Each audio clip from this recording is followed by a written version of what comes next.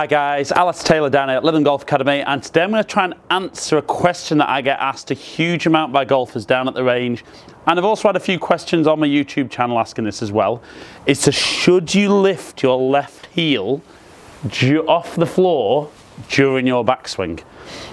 Now I think a huge part of this depends on a little bit what you're trying to do in your golf swing. Are you trying to turn your shoulders a particular amount? Do you have the mobility in your body between shoulders and hips to be able to do that? But I'm going to talk about some of the advantages and disadvantages that it creates in the backswing, but also going to talk about possible advantages that it can create in the downswing and through impact. So, like I said, what we're really looking for here is that as we swing back, as we're reaching the top of our backswing, should we allow that left heel to come off the floor?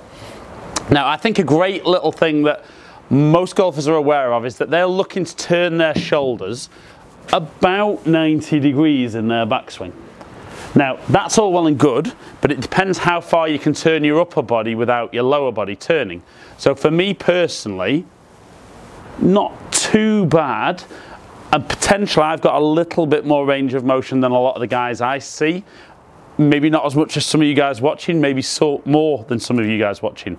But if you're quite restricted in how you can move upper body compared to lower body, you're going to find that by trying to keep your left heel on the floor, you're very, very restricted with your shoulder turn. That in turn means that we're either a very short backswing or we become very disjointed during our backswing, and it definitely doesn't help our timing, which won't help our ball striking and how far we're going to hit the ball. Now one big advantage I think from feeling that the left heel stays on the floor is it creates a nice solid base, which should in theory make it very easy to get a consistent strike on the ball. So we've got that advantage of possibly more consistent ball striking, but we've got the negative that maybe being a little bit disjointed in the backswing might undo all that good work. I think one thing it can do for guys that potentially can turn their shoulders a long way without the hips is it helps create a lovely coil between upper and lower body that they can unwind on the way down. So I think there's pros and cons to keeping the heel on the floor. Equally, you've got that thing that if you let the heel come off the floor, you do get a lot of guys move around. So I think it becomes very down to the individual as to whether they feel in the backswing it is of benefit to do that, which allows those hips to turn a little bit more. Now one big advantage that it can create though, letting your heel come off the floor, is how you're able to utilize the ground and shift your pressure. So what we're looking for in the golf swing is that the pressure would be fairly consistent from foot to foot as we begin, but as we swing back our pressure would definitely be pushing a bit more into the ground with the right foot.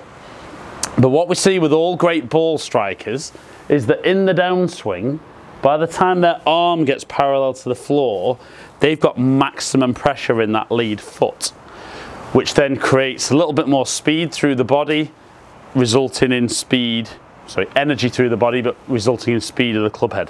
So what I'm going to do is I'm going to hit 5 shots on GC2, real balls. First 5 keeping my heel very much planted onto the floor. Then the second 5 I'm going to do that allowing my heel to come up and really feeling that I press that heel into the ground at the start of my downswing. We're going to see how the balls go.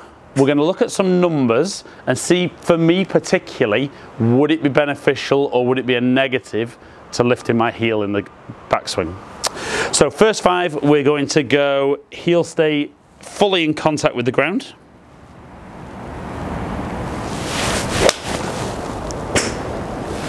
So a little bit clean with the strike. Fairly accurate though, but losing a little bit of distance because of that. Now for me, this is something that happens in my golf swing anyway. It's not something I'm conscious of doing, but it feels very, very normal for me. That was a much better strike, and we can see as a result of that more distance. That was kind of more like how I would expect to hit 7-iron.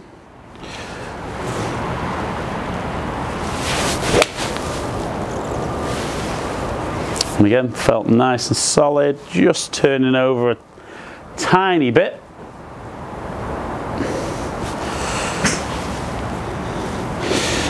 And like I said, for me, I've got enough kind of ability to dissociate what my upper and lower body do that I can get a decent sized shoulder turn without my hips having to turn too much in my backswing.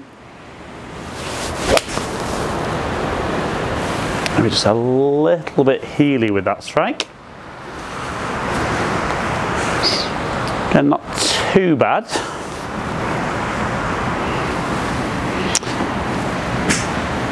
And one final one, heel down.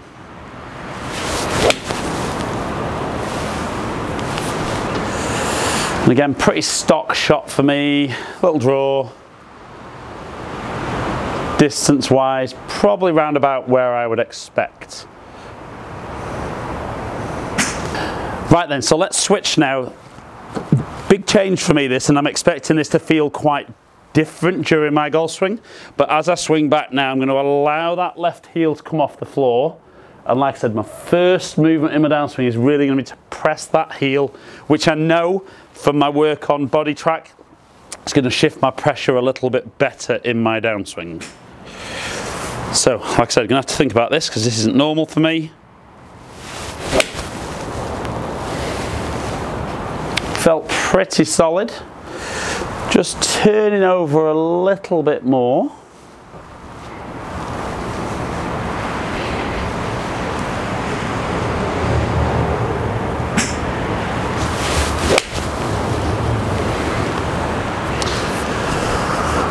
Again, a little bit more right to left shape than I would, I'll say normally see, but I'm sure some of you guys that watch my videos will say that you see me shape it like that from time to time.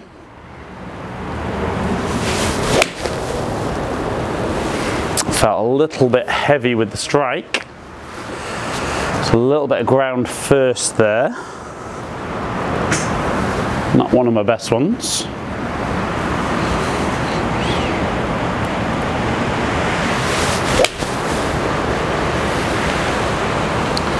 Felt more solid again. And again, getting out there. Let's go one final one, allowing that heel to come up off the ground. Probably felt the best out of all of them, with my heel coming up.